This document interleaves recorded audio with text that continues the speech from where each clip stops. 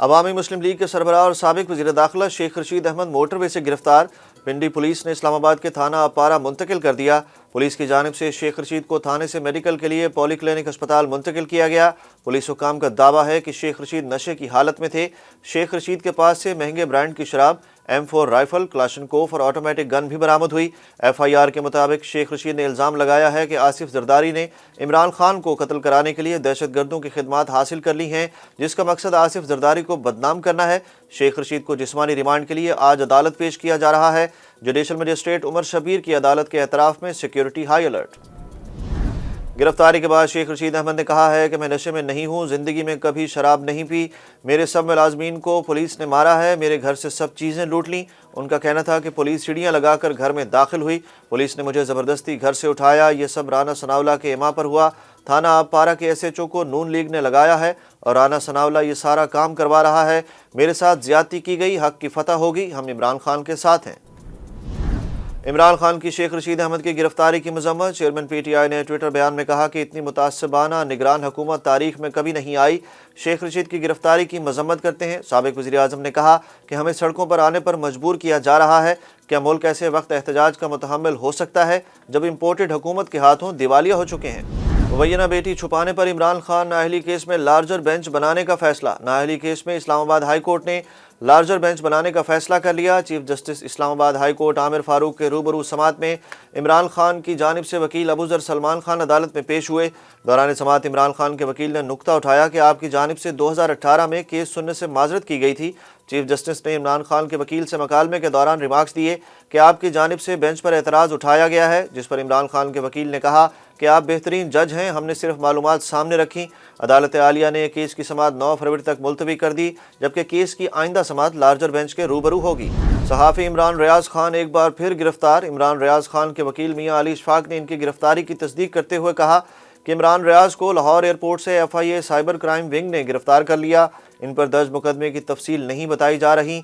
उनका मजीद कहना था कि FIA की गिरफ्तारी खिलाफ कानून है, अदालती फोरम पर मुकाबला करेंगे। जबकि इससे पहले इमरान रियाज ने ट्वीट में दावा किया था कि मुझे गिरफ्तार किया जाएगा। तहरीक इंसाफ के ऑफिशियल ट्विटर अकाउंट से भी एक वीडियो शेयर करते हुए बताया गया कि इमरान रियाज खान को FIA ने अपनी तहवील में ले लिया। ट्वीट में यह भी कहा गया कि हम यकीनी तौर पर कह सकते हैं कि पाकिस्तान में इंसानी हकूक मुकम्मल तौर पर मौजूद नहीं हैं। इस्लामाबाद में पुलिस ने PTI रहनुमा और साबिक रुकन असम्बली शानदाना गुलजार के खिलाफ आवाम को उकसाने और इदारों के खिलाफ नफरत फैलाने पर मुकदमा दर्ज कर लिया। शानदाना गुलजार ने पेशावर पुलिस लाइन्स की मस्जिद में खुदकुश हमले के बाद TV शो में अस्करी रहनुमाओं पर कड़ी तनकीद की थी।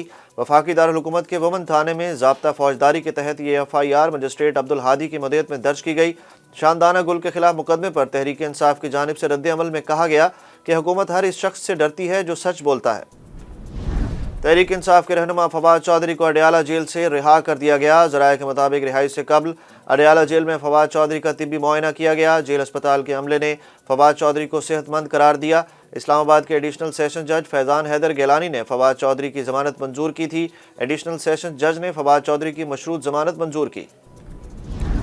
खुदकुश हमलावर को ढूंढ लिया है, IG खैबर पख्तूनख्वा का दावा। IG KPK मौज़म जाह ने प्रेस कॉन्फ्रेंस में कहा कि CCTV फुटेज हमारे पास है। हमलावर पुलिस यूनिफॉर्म में आया। दहशतगर्द ने सर पर हेलमेट और चेहरे पर मास्क लगा रखा था। हमलावर की मोटरसाइकिल की निशानदही भी कर ली गई। IG ने कहा कि जल्दबाजी ना करें, हम एक एक शहीद का बदला लेंगे, शोहदा के कातलों को नहीं छोड़ेंगे। दूसरी जानिब सानिया पेशावर में मुलविस खुदकुश हमलावर के हवाले से मजीद इंकशाफात सामने आ गए। पुलिस ज़राए के मुताबिक तहकीकात के दौरान ये बात सामने आई है कि जुमे की नमाज में खुदकुश हमलावर का निशाना पुलिस की सीनियर क़यादत थी। तहम सख्त सिक्योरिटी की वजह से खुदकुश हमलावर जुमे को मस्जिद के करीब से वापस चला गया। ज़राए का बताना है कि पीर के रोज़ खुदकुश हमलावर पुलिस यूनिफॉर्म में मस्जिद में दाखिल हुआ। हमलावर की जैकेट में 15 किलो तक बारूदी मवाद था। भारत ने अपने दिफाई बजट में इजाफा कर लिया। भारत की हुकूमत ने रवां साल दिफा के बजट को 13% बढ़ाने का ऐलान कर दिया। भारतीय मीडिया के मुताबिक पड़ोसी ममालिक पाकिस्तान और चीन के साथ सरहदी तनाज़ात और झड़पों के तनाजुर में भारत ने अपनी फ़ौज को जदीद असलहा और हथियारों से लेस करने के लिए सालाना दिफाई बजट में इजाफे का फैसला किया है। भारत की वज़ीर ख़जाना निर्मला सीतारमन ने 550 अरब रुपए के बजट का ऐलान किया, जिसमें 73 अरब डॉलर दिफा की मद में रखे गए हैं। तौहीन आमेज़ मवाद न हटाने पर पाकिस्तान में विकीपीडिया की सर्विसेज 48 घंटों के लिए डिग्रेड कर दी गई। PTA की तरफ से जारी बयान में टेलीकॉम रेगुलेटर ने कहा कि काबिल इतलाक़ कानून اور عدالتی حکم کے تحت نوٹس جاری کرتے ہوئے ویکیپیڈیا سے توہین آمیز مواد ہٹانے یا منسوخ کرنے کے لیے رابطہ کیا گیا تھا۔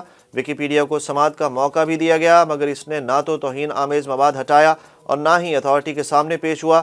پی ٹی اے نے خبردار کیا کہ عدم تعمیل کی صورت میں ویکیپیڈیا کو ملک میں بلاک کر دیا جائے گا۔ اور انگلش ٹیم کے مزید 3 کھلاڑیوں کا بنگلہ دیش کا دورہ کرنے کے بجائے پی ایس ایل کھیلنے کا فیصلہ۔ برطانوی میڈیا کے مطابق ان کرکٹرز میں لیام ڈاوسن، جیمز وینس اور سیم بلنگز شامل ہیں۔ اس سے قبل انگلش بیٹر ایلکس ہیلز نے ٹیم کے ساتھ بنگلہ دیش جانے کے بجائے پی ایس ایل 8 میں شرکت کا فیصلہ کیا تھا۔ James Vince Karachi Kings, Dawson اور سیم بلنگز لاہور قلندرز میں شامل ہیں۔